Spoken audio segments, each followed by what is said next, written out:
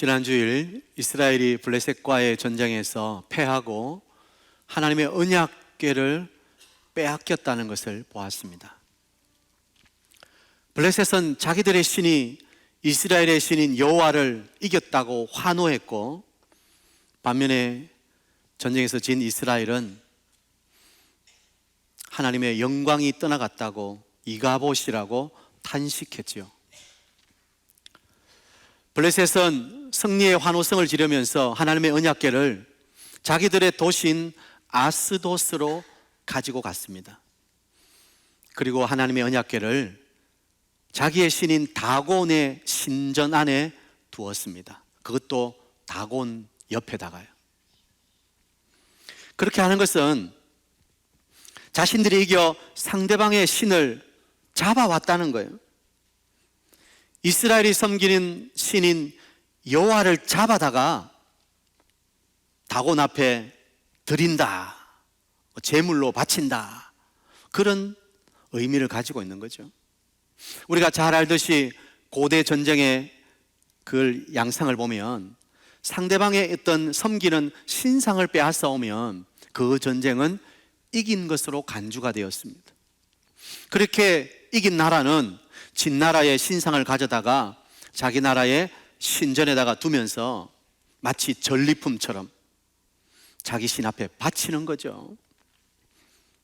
그렇게 블레셋도 여호와의 상징인 언약궤를 전리품처럼 가져다가 자기 신 앞에 바쳤더랬습니다. 그리고 그 다음날 아침 아스돗에 있는 많은 사람들이 이 여호와의 언약궤가 어떻게 생겼나 구경하기 위해서 몰려들었는데 놀라운 일이 일어나고 말았습니다. 자기들이 섬기는 다곤 신이 그 여호와의 궤 앞에 얼굴이 그냥 땅에 처박혀 있는 거예요. 자기의 신이 언약궤 앞에 마치 절하고 있는 것처럼 얼굴이 땅에 엎드러져 있는 거예요. 그 광경을 본 아스돗 사람들은 어떻게 이런 일이 일어날 수 있느냐고 놀라기도 하고, 또 어떤 사람은 아마 불길한 징조가 아닐까 생각했을지도 모르겠습니다. 그리고는 자기의 신을 세워서 다시 이전처럼 갖다 놓았지요. 여러분 참 우습지 않습니까? 신이 엎드러져 가지고 사람들이 그 신을 옮겨다가 제자리에 다시 세워놓고, 아무튼 또 그 다음날 사람들이 왔을 때 이번에는 더 놀라운 일이 벌어졌습니다. 어제처럼 다곤 신이 언약궤 앞에 엎드러져 있는데 이번엔 어때요?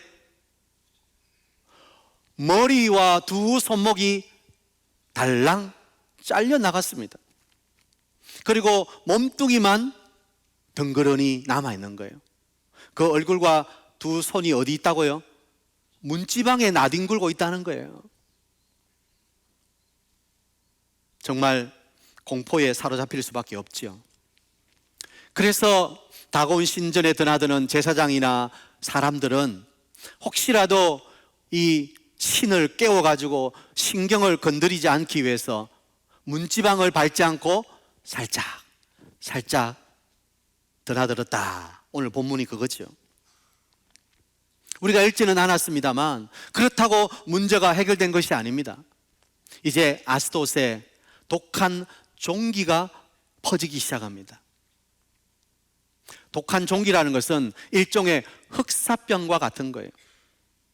우리가 5장을 쭉 보면 알지만 이 사람들이 쥐의 모양을 만들잖아요. 아마 우리가 잘 아는 것처럼 이 쥐의 패스트균에 의해서 전염되는 그런 전염병인 것 같아요. 우리 중세시대에도 이 흑사병으로 수많은 사람이 죽었잖아요. 이 아스돗에 하나님이 심판하신 것입니다. 결코 우연한 일이 아니죠. 하나님이 하신 일입니다. 오늘 성경이 말하고 있는 것이 무엇입니까? 아스돗에 임한 이 재앙과 또 다곤 신전에 임한 이 놀라운 기이한 일은 누가 하신 것이다? 하나님이 하신 것이다. 언약궤 앞에 다곤 신상이 무너져 내리고 이렇게 엎드러진 것은 하나님께서 하나님의 영광의 상징인 그 언약궤 앞에 다가온 신상을 놓았음을 벌하시는 것입니다. 하나님은 하나님의 영광을 다른 우상에게 주지 않으시겠다고 하신 말씀 기억하십니까?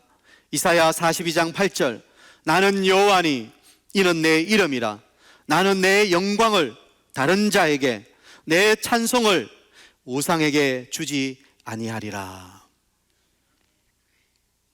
하나님을 도와줄 이스라엘 백성은 아무도 없었지만 하나님은 홀로 다곤과 그리고 블레셋 사람들과 싸우셨던 것입니다.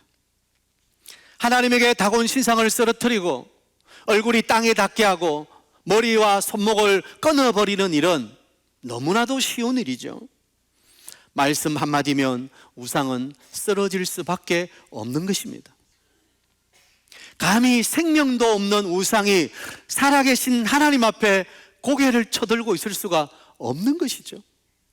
사랑하는 여러분, 우리는 이 사건을 통해서 분명히 기억해야 됩니다. 우리가 섬기는 하나님만이 유일한 신이십니다. 아멘이십니까? 하나님의 말씀이죠. 나 외에 다른 신은 없다. 열국의 우상은 은금이요 사람이 만든 것이다. 이 말씀이 참인 것입니다.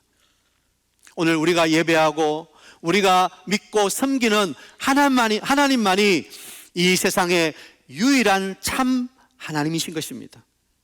다른 신은 다 헛것이에요. 세상에 많은 사람들은 신이라고 섬기는 것들이 있습니다. 그러나 그것들은 다 우리 눈에 보이는 것들이에요. 눈에 보이는 것은 사람이 만든 것입니다. 사람이 만든 것은 참 신일 수가 없습니다. 오늘 보세요. 블레셋 사람들은 다곤 신상을 만들어 세워놨어요. 그런데 그 신이 엎드러지자 어떻게 돼요? 사람들이 가서 또 다곤 신을 제자리에 갖다 놓고, 다곤 신이 블레셋 사람을 보호하고 도와주는 것이 아니라 오히려 블레셋 사람들이 다곤 신상을 세우고 제자리에 갖다 두고 보살피고 있는 거 아닙니까? 사람이 만든 수공물입니다. 모든 것은 다 헛된 우상인 것입니다. 오늘 우리는 우리 손으로 만든 헛된 우상을 섬기는 것이 아니라 유일하신 참 하나님, 그분만을 예배하고 섬길 수 있다는 것은 놀라운 일이요, 오늘 우리 임마누엘이 찬양한 것처럼 정말 놀라운 일이에요. 가사가 맞았지요? 놀랍다. 우리가 하나님을 섬기는 것은 놀랍고 놀라운 일인 줄 믿으시기 바랍니다. 오늘 우리는 그 하나님을 예배하고 있는 거예요. 우리의 손으로 만든 게 아니에요. 그분은 스스로 계신 분이십니다. 그분은 말씀으로 지금도 이 세상을 다스리고 계신 분이십니다.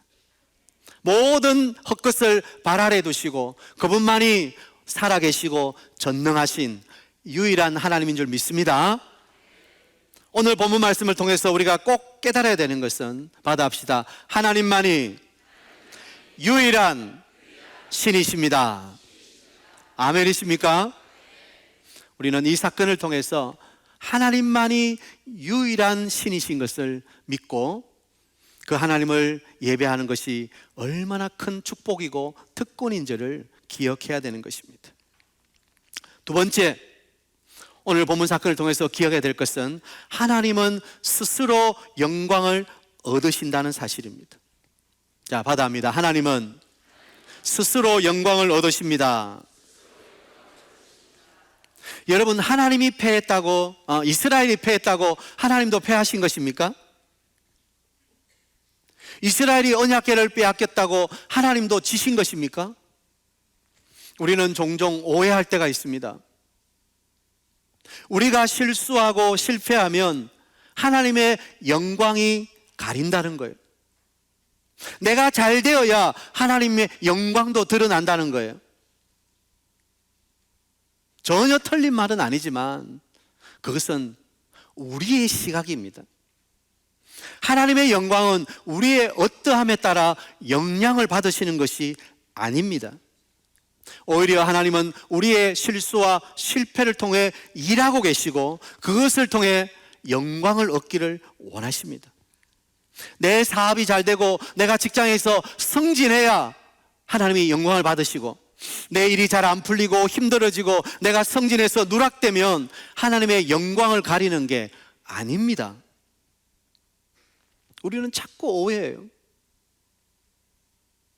조금 더 나아가 볼까요?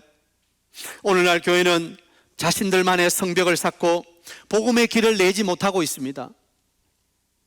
교회가 감당해야 할 사회적인 사명을 감당하지 못하므로 오히려 사회로부터 손가락질을 받고 있습니다. 목회자들의 타락과 세습의 문제, 또 투명하지 못한 재정적인 문제, 교회의 분쟁과 분열로 몸살을 앓고 있습니다. 그래서 이제는 교회가 세상을 걱정하는 것이 아니라 세상이 교회를 걱정한다고 말합니다. 여러분, 이런 현실 때문에 하나님의 영광이 없어지는 것일까요? 아니요. 하나님은 스스로 영광을 얻으시는 분이십니다. 교회가 욕먹는다고 하나님께서 욕먹으시는 게 아닙니다. 하나님의 영광은 스스로 있는 것입니다. 우리가 그분을 높여드린다고 높아지시고 우리가 낮춘다고 그분이 낮아지시는 것이 아닙니다. 홀로 계신 그분, 유일하신 참 신이신 하나님 그분은 스스로 영광을 가지고 계시는 분이십니다. 우리가 일하지 않으면 하나님 일을 할 사람이 없겠습니까? 하나님은 사람의 손을 빌리지 않고도 얼마든지 하나님의 일을 하시는 분이십니다. 그러므로 우리가 착각하지 말아야 되는 것은 내가 잘 되어야, 내가 성공해야, 내가 떳떳해야 하나님도 영광을 받으시고 내가 잘못되면 하나님 영광도 가린다는 나의 시각인 것입니다. 이스라엘이 언약궤를 빼앗겼다고 하나님의 영광이 떠나버린 것입니까? 그들은 그렇게 탄식했어요. 이가봇이라고 했어요. 하지만 그렇지 않습니다. 하나님의 영광은 이스라엘에게서 떠나지 않으셨습니다. 그냥 언약궤만 빼앗긴 거예요. 그러고 보면 이 언약궤를 빼앗긴 것은 하나님이 이스라엘을 교훈하시기 위한 거예요. 하나님은 이 사건을 통해서 이스라엘에게 어떤 교훈을 주십니까? 언약궤는 하나님을 섬기기 위한 도구이지 그 자체가 하나님이 아니라는 거예요. 나아가 하나님은 언약궤 안에 갇혀 계시는 분이 아니라는 사실입니다. 여러분, 우리가 오늘 예배당에 모여 예배하지만 하나님은 예배당 안에만 계시는 분이 아니십니다. 하나님은 여러분의 가정과 여러분의 직장과 여러분의 삶의 현장에 계시는 분이신 것을 믿으시기 바랍니다. 우리는 하나님을 너무 좁게 생각합니다. 그 하나님의 영광을 너무 작게 생각합니다. 그러나 하나님의 영광은 교회에서뿐만 아니라 온 세상에 충만한 것입니다. 마치 우리 눈으로 보기에는 마치 죄악으로 가득 차서 하나님의 영광이 도저히 없을 것 같은 그곳에도 하나님의 영광은 충만하게 임하고 계시는 것입니다. 기억하십시다. 하나님은 우리가 하나님께 매여 있기를 원하시지 않습니다. 오히려 하나님을 즐거워하며 하나님과 동행하는 삶을 살기를 원하신다는 사실이에요. 아멘이시죠? 교회 안에서만 신앙생활을 하려고 하지 마시고 교회 안에만 매여 계시지 마시고 여러분의 믿음이 여러분의 삶의 자리에 있게 되길 바랍니다. 하나님은 매여 계시는 분이 아니십니다. 하나님은 우리가 하나님과 동행하고 그 하나님의 영광을 우리의 삶의 자리에서 드러내고 나타내기를 원하시는 거예요. 또 하나님은 이 사건을 통해 블레셋에게도 교훈하십니다. 너희가 승리했다고 개가를 부르지만 진짜로 너희가 이긴 건 맞느냐? 지금 세상은 마치 자기들이 이겼다고 큰소리칩니다. 하나님이 어딨냐고 손가락질합니다. 그러나 하나님은 세상에 물으십니다. 진짜 너희들이 이긴 거 맞느냐? 하나님은 지금도 세상의 주관자이시고 앞으로 이 세상을 심판하실 만왕의 왕이신 것을 주님은 우리를 통해서 말씀하고 계시는 거예요. 하나님은 이스라엘 안에서만의 신이 아니라 어느 곳에서도 역사하시는 하나님이라는 것을 보여주시는 거예요. 블레셋 다곤이라고 하는 그 신전 안에서도 하나님은 여전히 역사하고 계시는 하나님이신 것입니다. 저는 여러분이 있는 어디서나 하나님이 역사하심을 신뢰하시길 바랍니다. 여러분의 눈으로 보기에는 도무지 여기는 하나님이 역사하실 수 없어, 죄가 판치는 곳이야 라고 말하는 그곳에서도 하나님은 역사하고 계시다는 사실을 잊지 마시기를 바랍니다. 그리고 그것을 보여줄 수 있는 여러분이 되셔야 돼요. 하나님이 우리를 부르신 목적은 예수의 피로 값주고 우리를 사셔서 천국 백성답게 만들어서 하나님과 동행하는 믿음의 삶을 살기 위해서 우리를 부르셨다는 거예요. 그냥 교회 안에서만 하나님 하며 찬송하고 끝내기를 원하시지 않는 거예요. 우리의 모든 삶의 자리에서 하나님은 우리와 동행하기를 원하시고 거기에서 믿음의 삶을 살기를 원하고 계시는 거예요. 하나님은 어디서나 영광을 받으시는 분이십니다. 저는 우리 사익동교회 모든 성도님들이 이번 한 주간도 또 3월 새로운 한 달도 여러분의 삶의 현장에서 영광을 받으실 하나님을 바라보며 그 하나님과 동행하는 은혜가 있게 되기를 축복합니다. 마지막 세 번째로 오늘 사건을 통해서 교훈받아야 되는 것은 언약궤는 빼앗겼지만 하나님은 이스라엘을 버리지 않으셨다는 것입니다. 받아합시다. 하나님은 이스라엘을 버리지 않으셨습니다. 사실 하나님을 떠난 것은 이스라엘이었죠. 언약궤를 빼앗긴 것이 아니라 자신들이 하나님부터 멀어지고 자신들이 죄로 말미암아 하나님에게서 떠나간 거 아닙니까? 그들은 하나님의 영광이 떠나갔다고 이가봇이라고 탄식했지만 사실 하나님의 영광은 그대로인데 자신들이 하나님을 떠나간 거예요. 우리가 지금까지 보았듯이 하나님의 제사를 멸시하고 제사장은 눈이 어두워 제대로 판단하지 못하고 하나님보다 아들들을 더 사랑하고 이렇게 하나님 말씀이 희귀하여 이상이 흔히 보이지 않는 이 죄악의 시대에 하나님은 여전히 그들을 붙들고 계시는데 그들이 하나님을 떠나간 거예요. 우리는 신앙생활을 하면서 때로 이제는 하나님이 더 이상 내 기도를 듣지 않으셔, 하나님이 나를 붙들어 주지 않으셔, 하나님이 나를 떠나가신 것 같아, 그렇게 푸념 섞인 소리를 할 때가 있습니다. 그러나 누구 말대로 바로 말해야죠. 그 앞에 말은 뭔지 아시죠? 입이 삐뚤어져도 말은 바로 해야죠. 여러분, 하나님은 결코 우리를 떠나실 수 없습니다. 떠나시지도 않고 버리시지도 않는다고 약속하셨습니다. 우리가 죄를 범함으로 하나님을 멀리하고 하나님을 떠난 것이지 하나님이 우리를 버리거나 떠나신 것이 아니라는 사실이에요. 우리가 자주 부르는 복음성가 가운데 이런 가사가 있지 않습니까? 하나님 한 번도 나를 실망시킨 적 없으시고 언제나 공평과 은혜로 나를 지키셨네. 내 너를 떠나지도 않으리라, 내 너를 버리지도 않으리라 약속하셨던 주님, 그 약속을 지키사 이후로도 영원토록 나를 지키시리라 확신하네. 아멘이십니까? 자, 우리 한번 찬송하겠습니다. 가사를 생각하면서 하나님 한 번도 나를 실망시킨 적 없으시고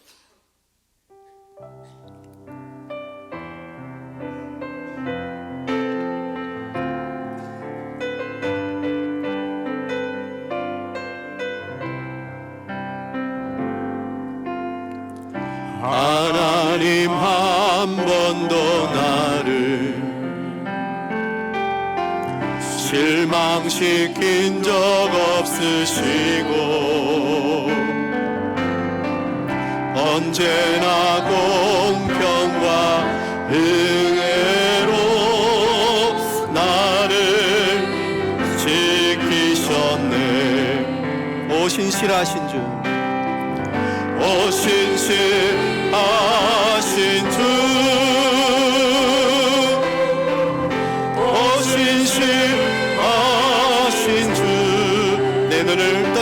않으리라. 아멘. 내 너를 버리지도 않으리라.